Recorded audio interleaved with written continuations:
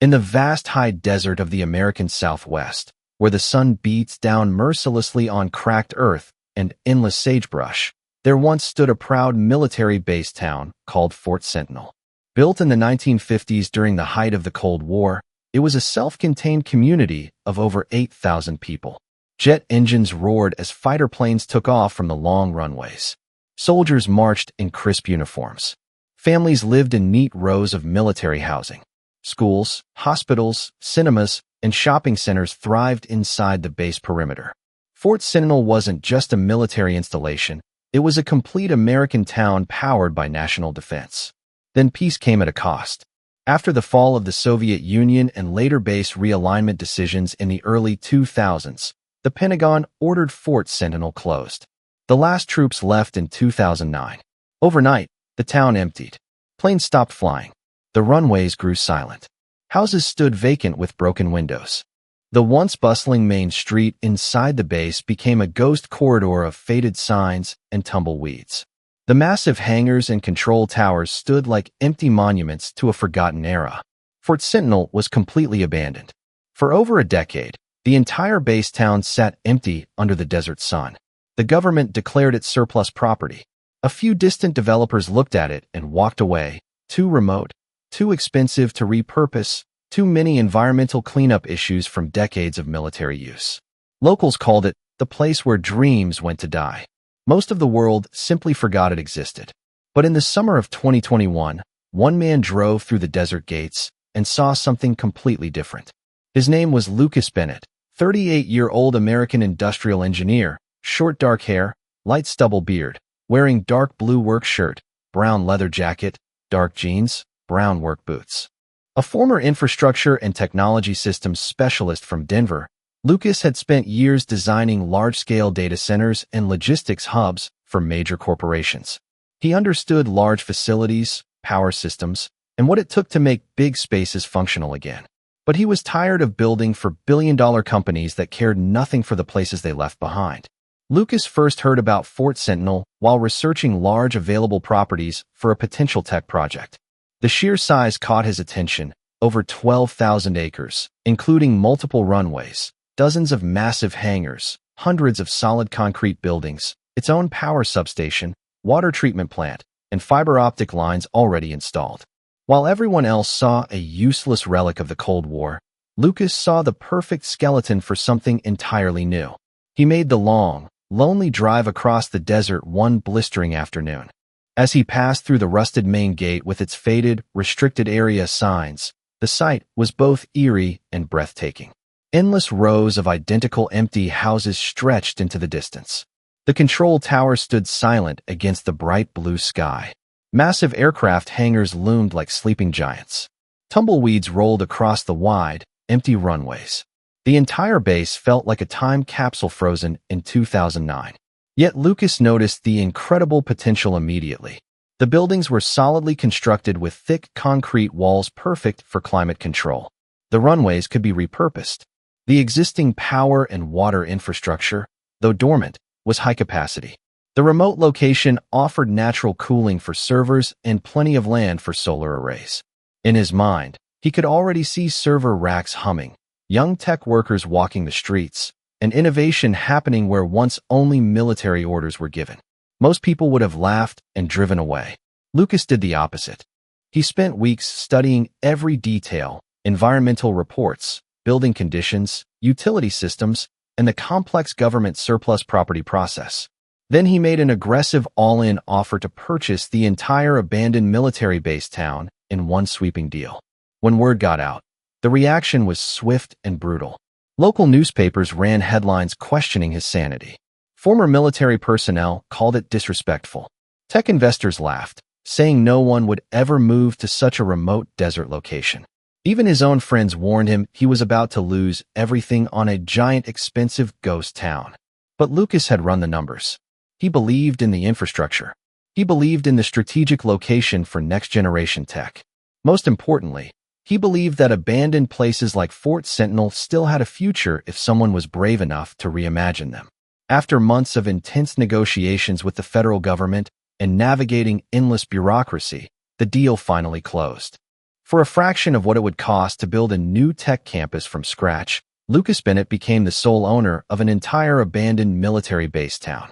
On the day he received the keys, Lucas stood alone in the middle of the vast, empty runway under the burning desert sun. The heat shimmered off the concrete. He looked out over the silent base and spoke quietly to the empty sky. They can ignore it all they want. This place isn't dead. It's just waiting for a new mission.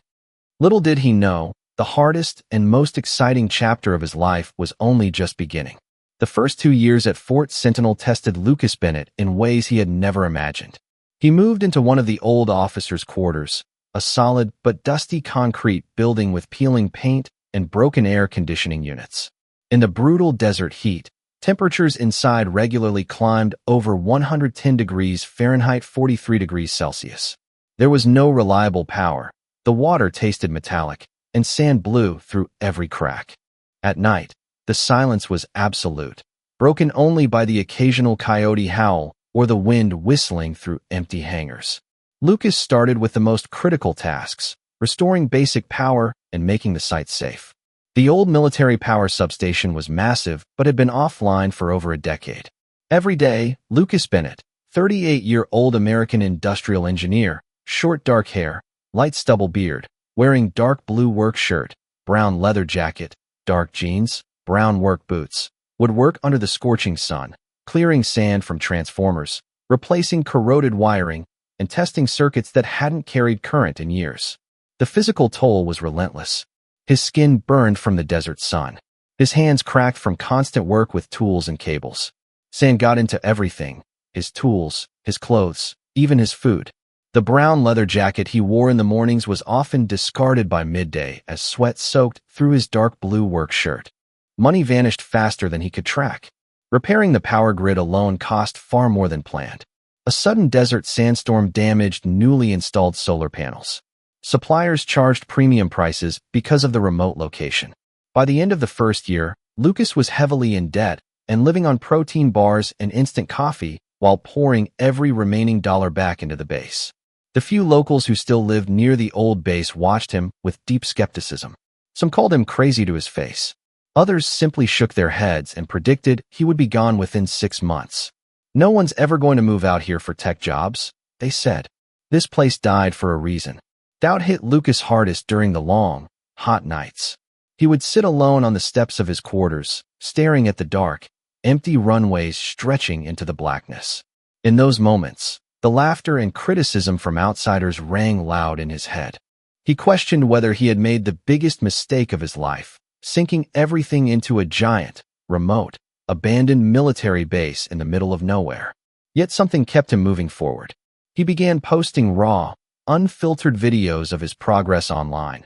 One man in the desert trying to turn a dead military town into something new. The response started slowly but grew. Engineers, tech enthusiasts, and people fascinated by revival stories began commenting and sharing.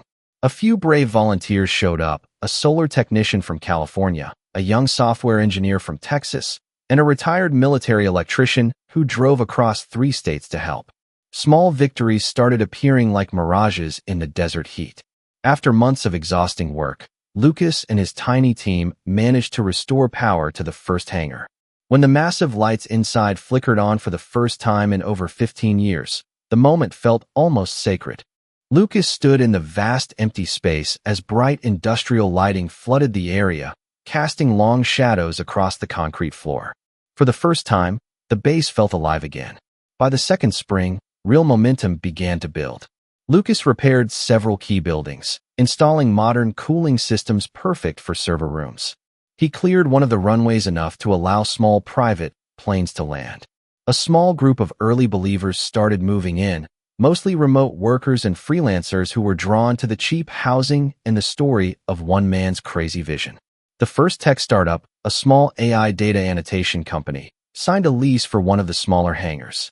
Still, the challenges remained overwhelming. Another massive sandstorm destroyed weeks of work. Cash flow was always tight. Skeptics continued to mock the project online. But Lucas kept pushing, often working from sunrise until long after the desert sun had set, his clothes covered in dust and sweat.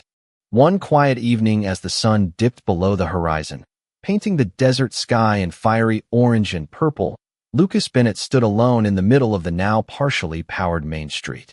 A few lights glowed softly in the distance.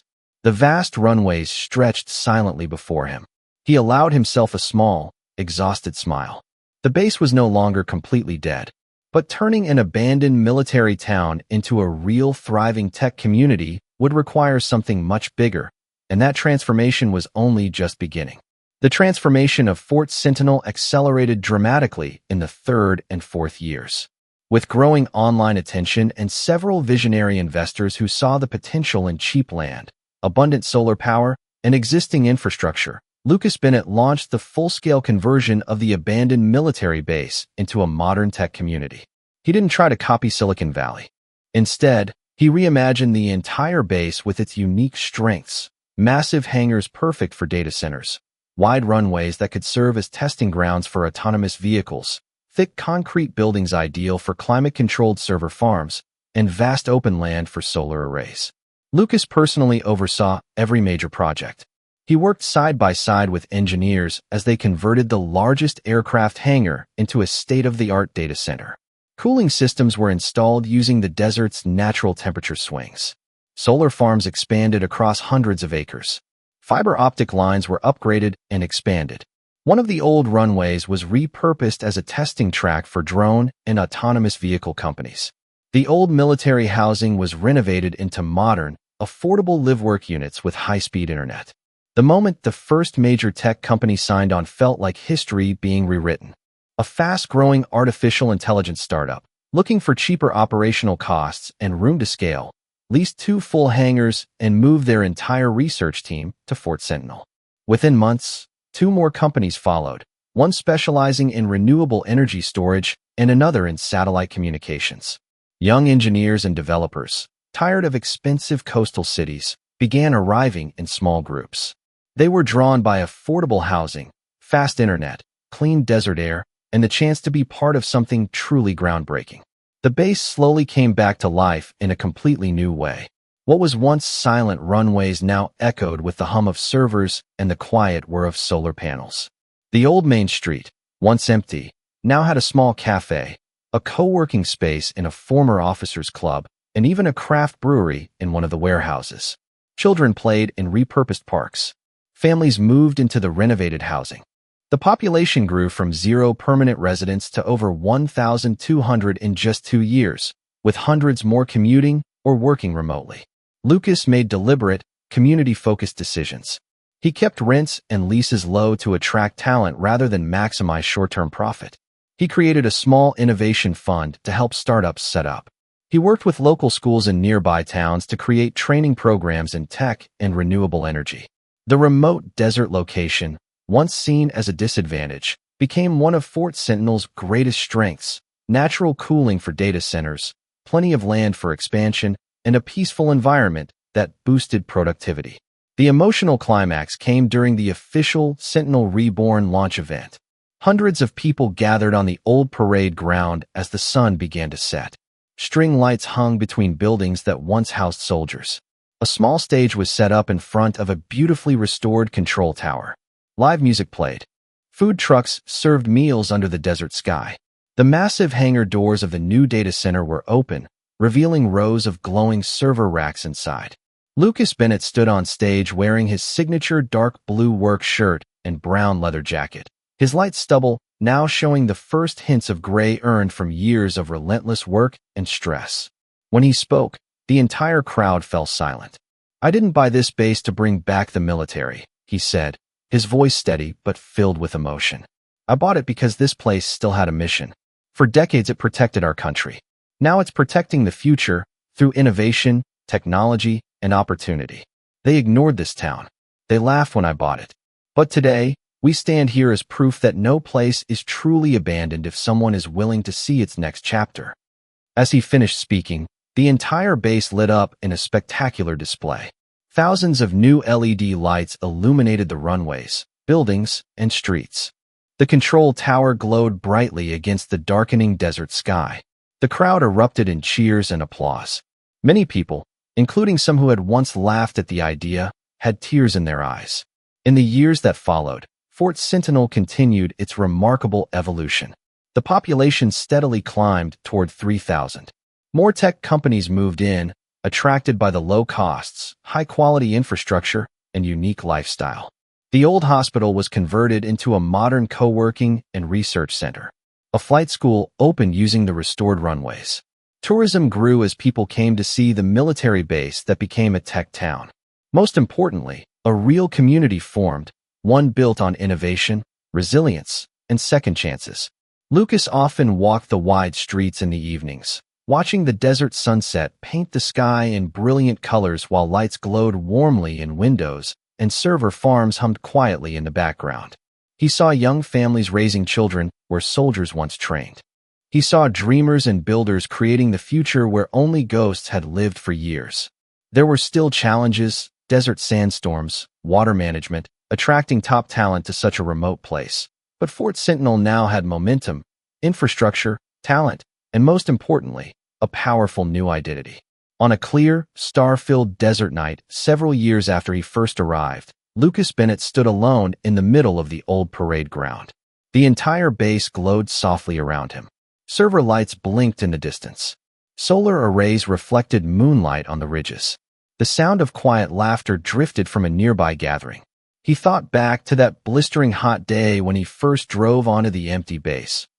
Fort Sentinel stands as a powerful symbol of reinvention and possibility. Where fighter jets once roared, servers now hum. Where soldiers once marched, innovators now build. What was once ignored and forgotten has become a beacon for the next generation of American ingenuity. As the camera slowly pulls back high above the glowing base, lights stretching across the desert floor against the vast starlit sky, one undeniable truth shines brighter than all the servers and solar panels combined. No place is ever truly abandoned, as long as someone is brave enough to see its next mission. Lucas Bennett saw that mission in the desert. And because he refused to let it stay dark, an entire town